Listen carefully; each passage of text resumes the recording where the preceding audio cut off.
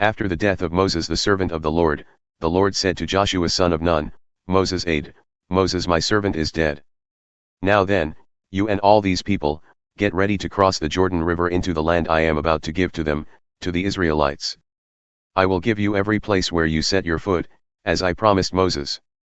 Your territory will extend from the desert to Lebanon, and from the great river, the Euphrates, all the Hittite country, to the Mediterranean Sea in the west. No one will be able to stand against you all the days of your life.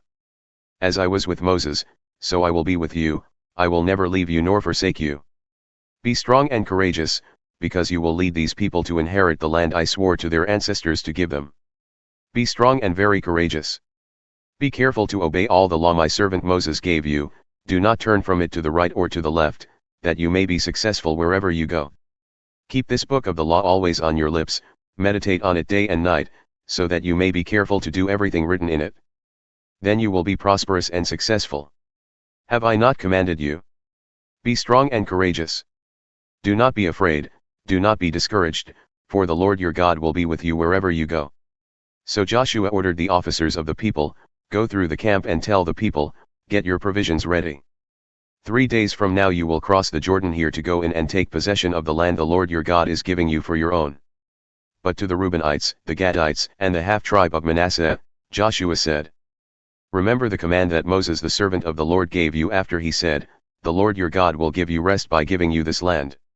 Your wives, your children, and your livestock may stay in the land that Moses gave you east of the Jordan, but all your fighting men, ready for battle, must cross over ahead of your fellow Israelites. You are to help them until the Lord gives them rest, as he has done for you, and until they too have taken possession of the land the Lord your God is giving them.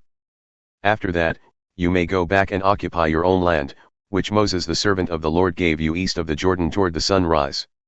Then they answered Joshua, whatever you have commanded us we will do, and wherever you send us we will go. Just as we fully obeyed Moses, so we will obey you. Only may the Lord your God be with you as he was with Moses. Whoever rebels against your word and does not obey it, whatever you may command them, will be put to death. Only be strong and courageous. Then Joshua son of Nun secretly sent 2 spies from Shittim. Go, look over the land, he said, especially Jericho. So they went and entered the house of a prostitute named Rahab and stayed there. The king of Jericho was told, look, some of the Israelites have come here tonight to spy out the land. So the king of Jericho sent this message to Rahab, bring out the men who came to you and entered your house. Because they have come to spy out the whole land. But the woman had taken the 2 men and hidden them. She said, yes, the men came to me, but I did not know where they had come from. At dusk, when it was time to close the city gate, they left. I don't know which way they went. Go after them quickly. You may catch up with them.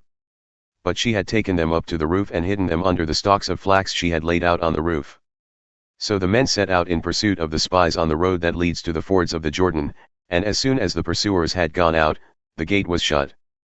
Before the spies lay down for the night, she went up on the roof and said to them, I know that the Lord has given you this land and that a great fear of you has fallen on us, so that all who live in this country are melting in fear because of you. We have heard how the Lord dried up the water of the Red Sea for you when you came out of Egypt, and what you did to Sihon and Og, the 2 kings of the Amorites east of the Jordan, whom you completely destroyed. When we heard of it, our hearts melted in fear and everyone's courage failed because of you, for the Lord your God is God in heaven above and on the earth below.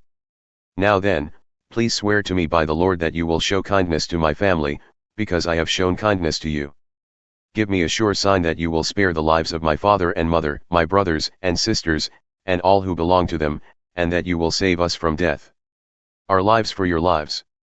The men assured her, if you don't tell what we are doing, we will treat you kindly and faithfully when the Lord gives us the land.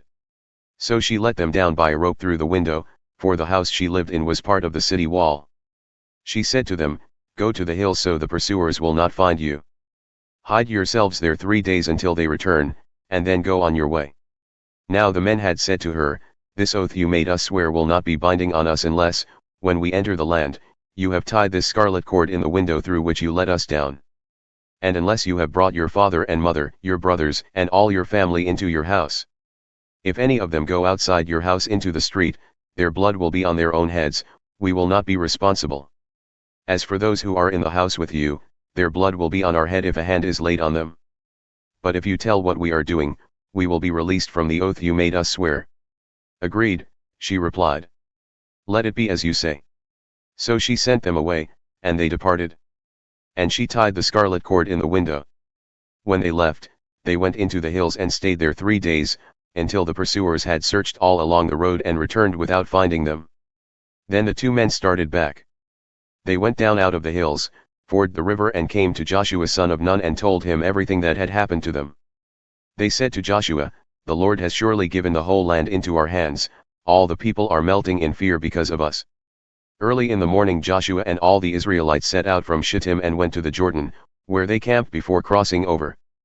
After 3 days the officers went throughout the camp, giving orders to the people, "When you see the ark of the covenant of the Lord your God, and the Levitical priests carrying it, you are to move out from your positions and follow it. Then you will know which way to go, since you have never been this way before.